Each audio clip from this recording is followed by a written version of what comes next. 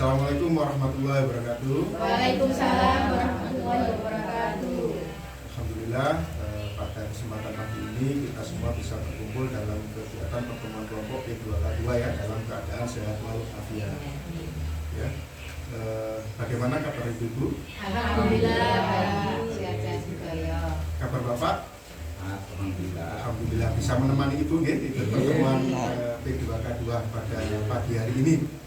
Ya, agar nanti ke depannya penyampaian materi ini saya juga belajar Bapak Ibu ya. Pada kesempatan pada pagi hari ini kita akan membahas ya terkait nanti bagaimana sih cara yang dapat dilakukan oleh Bapak Ibu atau orang tua dalam membantu anaknya ya, agar bisa sukses bersekolah. Ya, di pertemuan kemarin masih ingat kita membahas terkait apa? Meningkatkan kemampuan berbahasa anak. Ya, jadi kemarin kita sudah membahas terkait dengan meningkatkan kemampuan berbahasa anak. Jadi untuk meningkatkan kemampuan berbahasa anak, ya, caranya apa? Dengan sering bicara dengan anak. Ya. Jadi anak bisa menggunakan bahasa daerah. Jadi komunikasinya nggak harus bagaimana bisa menggunakan bahasa daerah atau dengan cara mengajak anak untuk bernyanyi ya, bernyanyi bersama. Itu salah satu upaya yang dilakukan untuk meningkatkan kemampuan berbahasa anak. Oke, jadi Bapak Ibu silakan membuka buku pintarnya ya pada halaman 52 dan 53 atau bisa ditampilkan pada layar berikut Bapak Ibu. Nah, di sini ada Ibu Lili dan Agus. Jadi anaknya ini anak sekolah dasar yang namanya Agus ya. Jadi ini Ibu Lili tampak antusias untuk menyambut Agus ya. Agus sudah pulang sekolah. Nah, tujuannya nanti adalah agar kita nanti bisa berkomunikasi efektif dengan anak. Yang kedua, Ibu Lili bertanya pada Agus yang baru pulang sekolah, apa kabar nak, bagaimana sekolah hari ini ya, tanya terkait dengan sekolahnya hari ini seperti apa, agar komunikasi antara ibu dan anak ini terbentuk. Jadi nanti tahu anak akan bercerita kegiatan di sekolah dan seterusnya. Nah, ini gambar 3. Agus akan menceritakan tadi ia senang karena belajar tentang hewan air, juga mendapatkan tugas kelompok untuk menuliskan jenis hewan air yang ada di sekitar tempat tinggal mereka. Nah, menyebutkan beberapa nama, lalu Bu Lili berkata, kamu pasti bisa menyelesaikan tugas itu dengan baik. Nah, sekarang ayo kita makan siang. Itu salah satu contoh bagaimana cara berkomunikasi yang efektif ya, efektif sehingga anak nanti bisa bercerita tentang kegiatan-kegiatannya kepada orang tua. Jadi apa saja yang ibu-ibu praktekkan di rumah terkait dengan komunikasi secara efektif?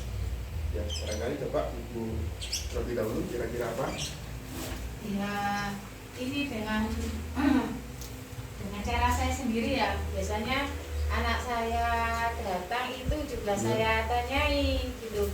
Tadi belajar apa dek? Tadi di sekolah gimana dek? Nah, saya itu anak saya pulang dari sekolah itu pasti di atas sepeda pun saya jemput pun itu sudah saya tanyai keadaan dia di sekolah ataupun kegiatan apa yang dilakukan itu saya sudah tanyai saat jemput sekolah. Jadi sambil jemput dia sambil cerita. Cara melakukannya bagaimana? Cara melakukannya itu? Ya, anaknya kan sama saya kan sangat dekat sekali. Jadi kalau ada apa-apa itu pasti cerita. Nah, seumpama itu kan saya habis jemput sekolah, terus saya tanya, dek tadi pelajaran apa? Dek kemarin PR-nya itu tak bisa tak? Enggak salah tak? Enggak bu, betul semua. Dan tadi ulangan tiba-tiba bu, saya kan nggak belajar, maksudnya belajarnya sebatas. Ternyata di sekolah ada ulangan matematika dan alhamdulillah bu nilai saya dapat nilai bagus dalam 95. Oh itu kan termasuk senang pak itu pak. Jadi saya itu dan anak saya pun merespon meskipun ada kegiatan apapun sekecil apapun dia pasti jadikan saya. Apakah ibu saja yang menyampaikan atau bapaknya juga pernah menyampaikan hal seperti itu pak? Iya, anak setelah pulang sekolah saya ajak jalan sambil ngobrol di perjalanan. Terima kasih ya Bapak Ibu, jawaban yang bagus sekali ya. Jadi kira-kira tanggapan anak ibu atau pasangan ibu ya terkait dengan model komunikasi seperti itu bagaimana? Ya, dia sangat senang Pak. Intinya kan dia dapat perhatian penuh. Semua makan nggak dikelelekno, nggak dijarno, nggak diurusi gitu kan. Jadi kan dia itu manjanya itu ya dengan cara ditanyai atau disambut atau ya di alun-alun lah Pak istilahnya. Bagus sekali ya. Untuk ibu yang lainnya apa ada yang belum praktekkan atau sudah praktek semua? Ya, Sudah praktek semua. Jadi Bapak Ibu tadi sudah mempraktekkan semua ya terkait bagaimana pola komunikasi yang efektif ya kepada anak. Alhamdulillah berarti sudah bagus, sudah mempraktekkan semua. Orang tua harus semangat ya dan tidak bosan melakukannya. Karena apa? Karena praktek tersebut bertujuan untuk membantu anak-anak dan orang tua menjadi keluarga yang berbahagia. Hak semua anak Indonesia yang harus dipenuhi ya. Orang tua sangat berperan dalam pemenuhan hak anak atas pendidikan dengan memastikan anak yang berusia sekolah dasar hadir di sekolah. Jadi kewajiban tadi ada SD, SMP dan SMA itu yang wajib, dan pendidikan anak usia dini ini memang tidak wajib tapi sangat penting sekali ya untuk mempersiapkan anak agar nanti bisa siap dalam pendidikannya. Jadi pembelajaran di PAUD itu bukan suatu kewajiban tadi. Jadi namun PAUD akan membantu anak siap sekolah di jenjang pendidikan berikutnya tadi untuk melanjutkan ke SD dan seterusnya. Nah, jika anak siap sekolah, artinya anak memiliki kemungkinan mengikuti pelajaran dengan lebih baik ya, dan memiliki peluang yang besar untuk sukses di masa depan. Nah, berikut ada poster ya terkait pendidikan anak. Jadi ini dukung pendidikan anak ya. Jadi anak untuk anak usia dini mulailah dengan bermain bersama di rumah. Tadi kita masukkan ke PAUD walaupun itu tidak wajib. Ya, tujuannya tadi untuk mempersiapkan anak ke jenjang berikutnya. Nah, syukur-syukur nanti jenjang anak tidak hanya wajib di 9 tahun atau di SMA ya. Syukur-syukur bisa kuliah S1, S2 dan seterusnya agar cita-citanya bisa tercapai. Langkah selanjutnya Ibu, mari kita bermain. Nanti kita akan bagi menjadi beberapa kelompok dan nanti satu kelompok bisa membentuk 3 sampai 4 KPM ya, 4 orang. Nanti silakan pilih satu menjadi ketua kelompok. Jadi nanti kita akan bermain pesan berantai. Ya, nanti satu yang ada di ujung paling belakang nanti akan saya bisiki ya sesuatu, nanti tolong sampaikan ke temannya yang di depannya ya, sampai nanti yang ada di paling ujung nanti menyampaikan apa yang saya berikan pesannya. Ya. Silakan Bapak Ibu untuk membentuk kelompok terlebih dahulu, mungkin 4 di sini. Silakan. Pendidikan anak usia dini membuat anak siap sekolah. Silakan sampaikan.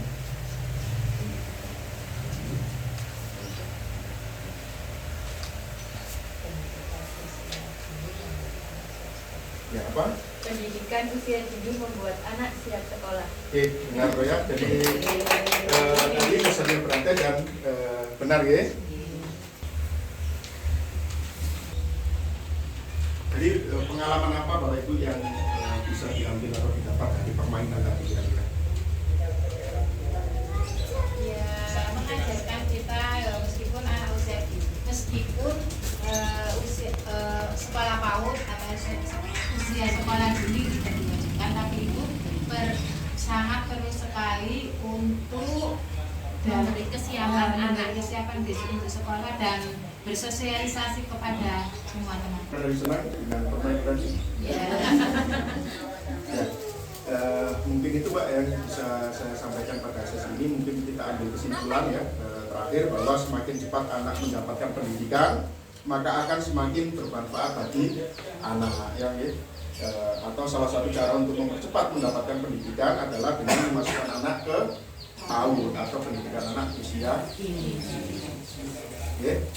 Terima kasih atas kedatangannya.